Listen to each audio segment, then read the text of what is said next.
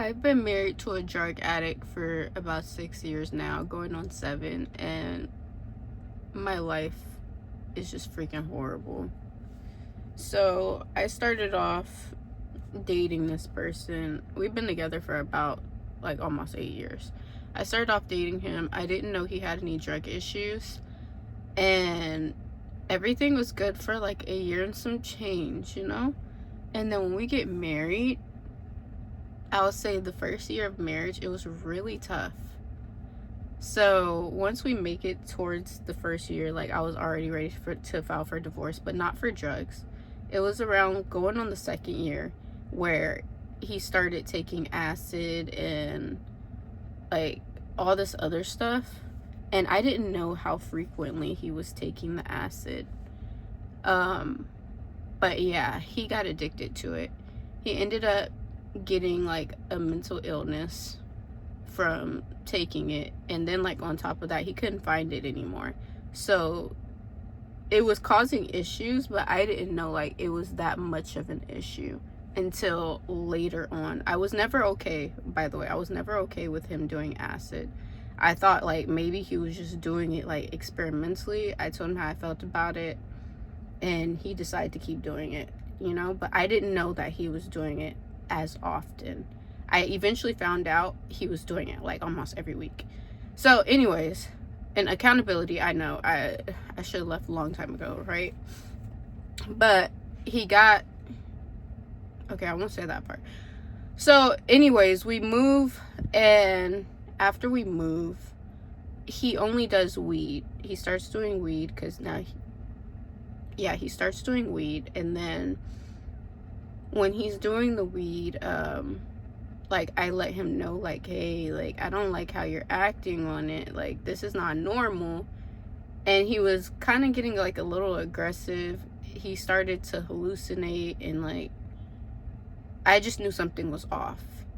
But then he kicked the weed habit, and then everything was okay. It was still a little toxic, but maybe like 2 years later, maybe not even two, maybe no, it was about 2 years later, 2 years after that. So we're about 4 years in at this point. He starts doing weed again. But we find out that he has the diagnosis that he has, and they're saying, hey, like you should not do any drugs, you shouldn't do any weed, you shouldn't do anything. He doesn't listen. He continues to do weed, and every time he does weed, he freaks out. Like he's a major headache, especially with the condition that he has. It's always hell. Like I've been living, I'm just gonna say it, it's schizophrenia. So I've been going through hell with this man for so long, and it's always induced by drugs, like always. And like sure, like nobody really took it serious because they're like, it's just weed, like you're just trying to be controlling. Why don't you want your partner to do weed? You know, you live in a state where it's legalized. What's the problem with weed? And I'm just saying, like, the problem with weed is, I don't even know if I can really say that. Oh well, I already said it. The problem with it is, if you have schizophrenia, you should not be taking it because it causes more hallucinations, and voices, auditory hallucinations and command hallucinations. Well, it got to a point where he was in the hospital because of him taking things he's not supposed to take.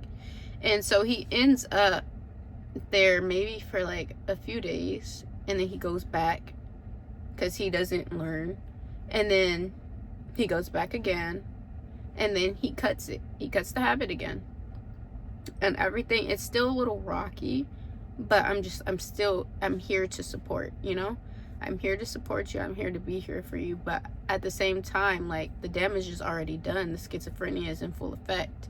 So I have to be lashed out on so much. And I'm just trying to deal with it because I'm trying to honor my vows, you know? And it's like living in hell. And then, mind you, like, we already have like different,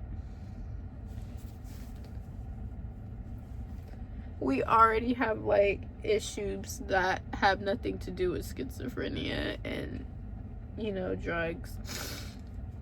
Like, yeah, I need to hold myself accountable for all the other issues. I really need to just hold myself accountable for this whole situation, because as soon as I seen the red flags, I should have ran. And I feel so dumb, like I should have ran earlier. But because we have a kid together too, I was trying to like hold in, and like I have genuine love for this person, but it's like they're not going to change. And like the schizophrenia, I get it, you know, he's not gonna change. It might not change, you know, he has to like actively do things. I'm so sorry for the noise. This video is everywhere, but I need to vent. Anyways, so the schizophrenia I'm okay with, but it's his other actions that I'm not okay with. Like, he's not a protector. Like, he'll literally like see me getting disrespected and won't say anything. He'll never stand up for me. He never stood on business about me.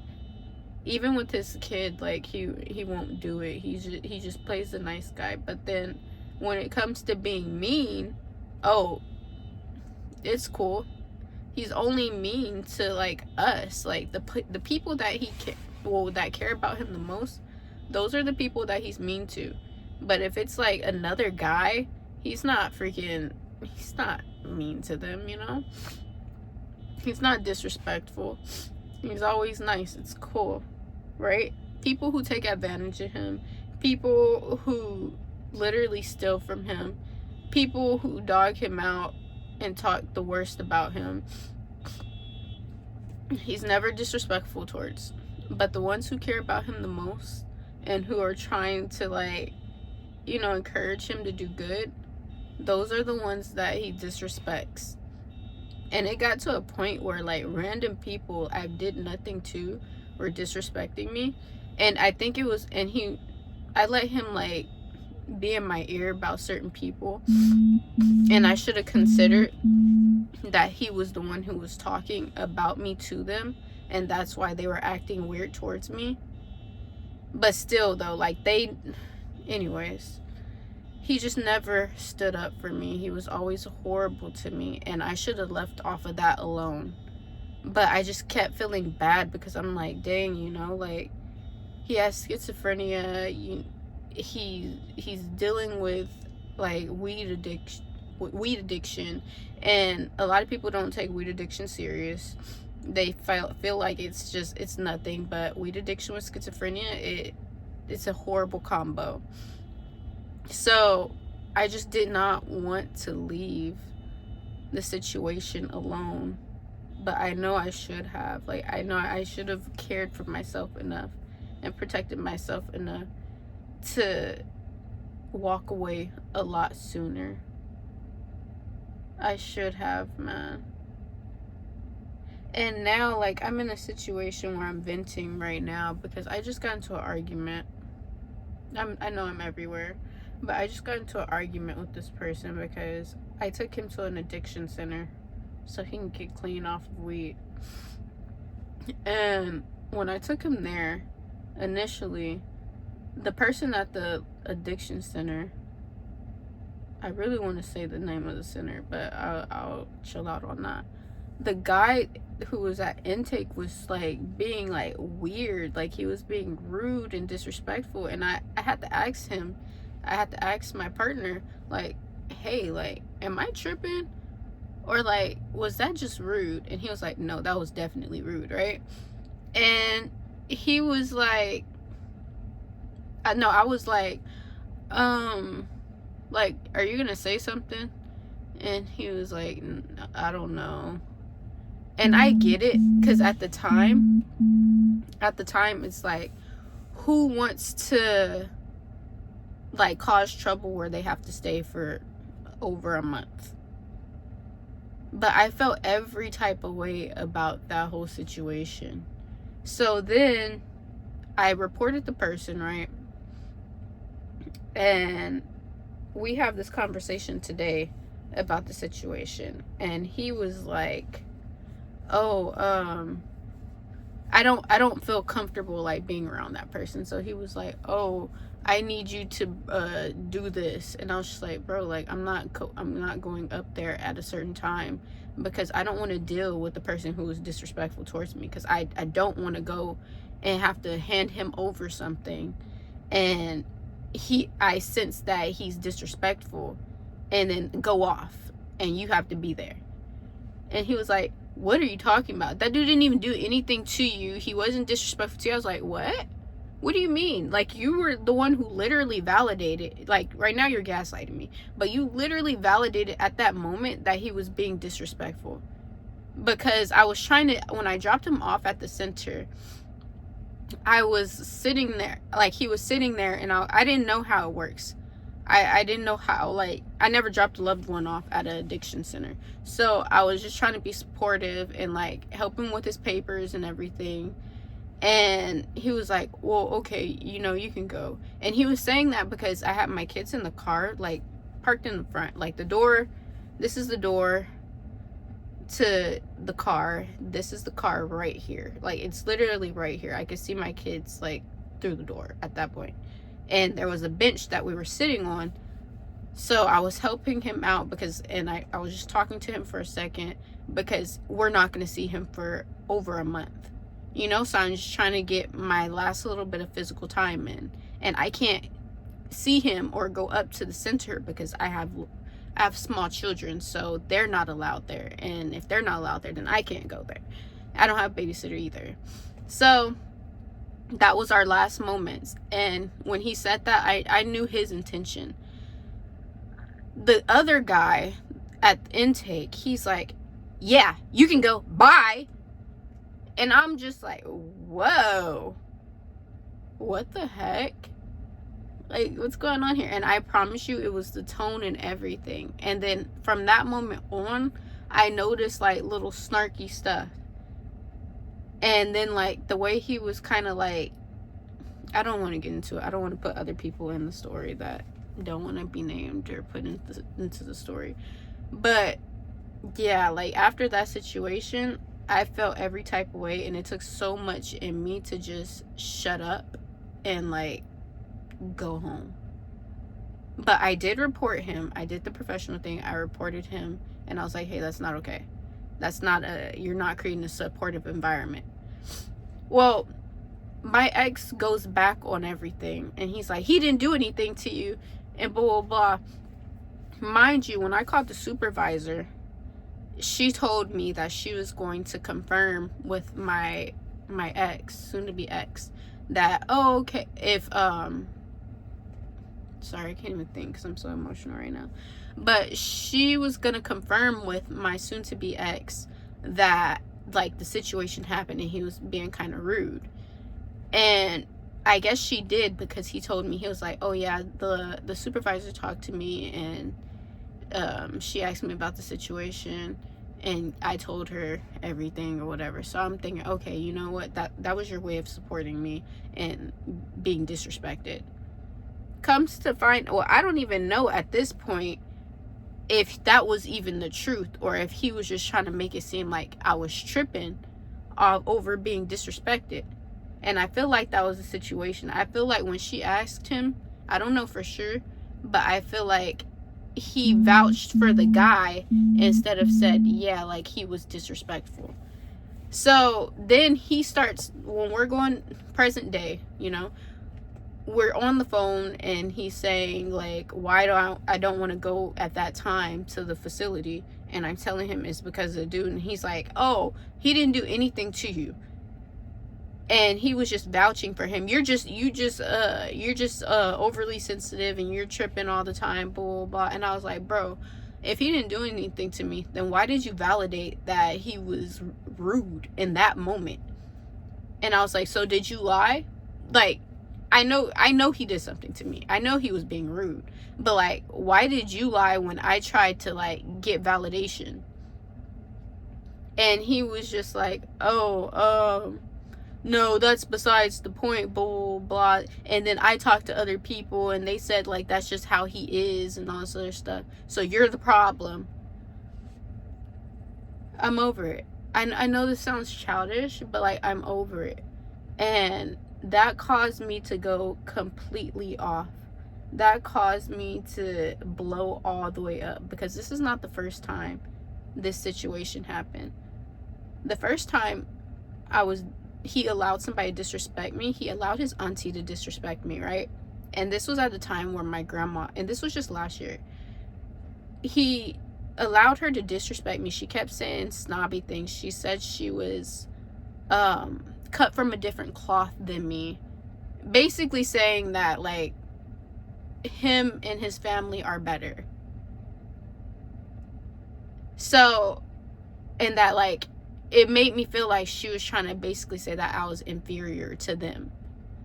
And it was so unnecessary. And at the time, like, my grandma was dying. Like, I was literally going to see my grandma that day because she was dying. And I was, like, very emotional. I was very sad. And I just could not, like, comprehend, why is this woman, like, trying to cut me down so bad.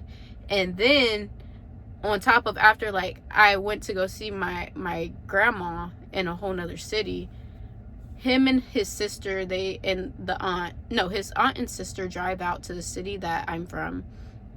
And he tells me, oh, well, they were trying to convince me to divorce you, and because, like, you're the problem to my finances and all this other stuff. Mind you, I am not the problem to his finances. I think maybe because they see that, like, we travel. I pay for our traveling. Like, I will go out and hustle so I can pay for our traveling. He makes all of the money. So therefore, he spends his money the way he wants to spend it. I remember I brought up one time that he had an Amazon addiction, right? And I tried to say something, and I was told, it's not my money, so I need to chill out. Okay, I chilled out. It's not my money. I chilled out, you know? I can't say nothing.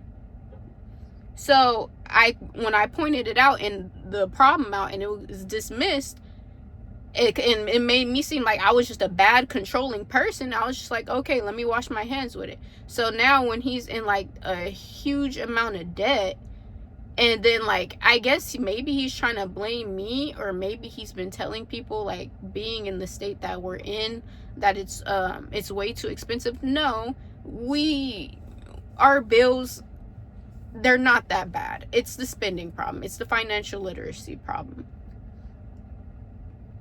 So, anyways, they tried to, like, make it seem like I'm the problem and I'm spending all the money, and I don't ask him for a dime.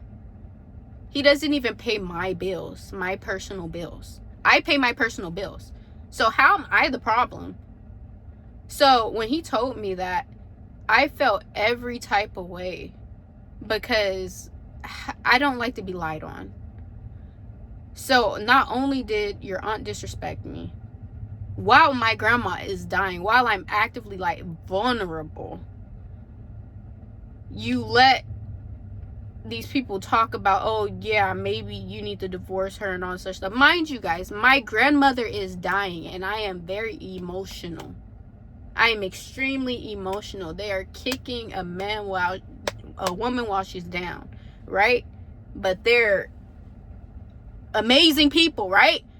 Top tier, superior women of God.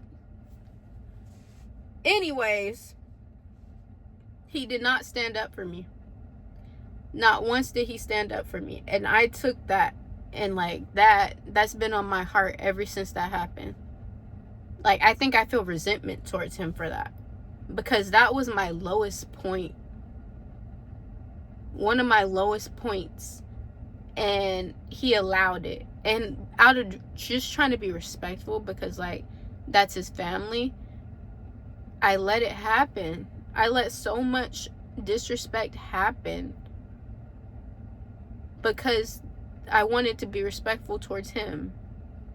But he was allowing disrespect to happen towards me. I am so freaking dumb. But this last time, this little situation, it sounds so small, it sounds so minuscule, but I'm still traumatized from what happened last year. And I was just like, no, you know what, I'm good.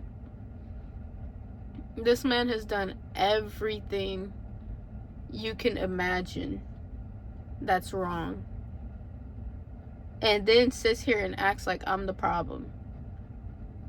He sat there and gaslit me and said that I need help. I need mental help. The only reason why I need mental help is because I keep dealing with you. I keep loving on an addict. That's why I need mental help. I don't need mental help because I'm going off on you, because you're in your right mind right now. Your schizophrenia is under control right now. And you as a person are trying to, he's present, he's there physically and mentally, he's here. When he's having a schizophrenic episode, he's not there. So I can't be too mad. But the person that I know, the person that I used to love, he's there. He's here. He's good physically, mentally, and emotionally right now. And he's trying to gaslight me and basically make it seem like I'm the problem. That's a no. So he's trying to make it seem like I'm the problem because I went off on him. And I just have so much built up anger. And I still do. I don't think I can ever get over everything he's done to me.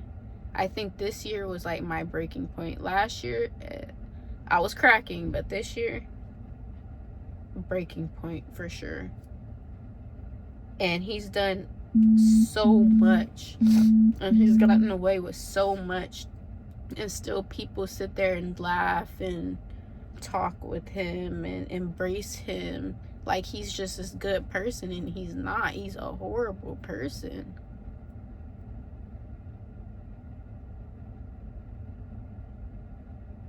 But I guess I'm making this video because I'm venting, and I'm finally gonna like make my big girl decision at this point.